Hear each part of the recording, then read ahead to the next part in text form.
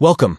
Today we're going to learn how to copy a page link on Instagram. Whether you want to share a friend's profile, promote a business, or save a page for later, copying a profile URL is super easy. Let's walk through the steps together. Step 1. First, open the Instagram app on your Android device. Make sure you're logged in and ready to explore.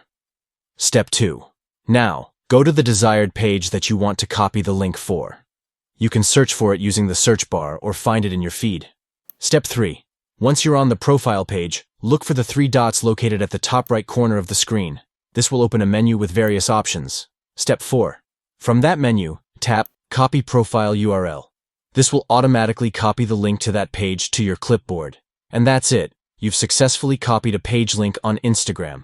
Now you can easily share that link through messages, social media, or even save it for later. It's a quick and effective way to connect others with the content you love.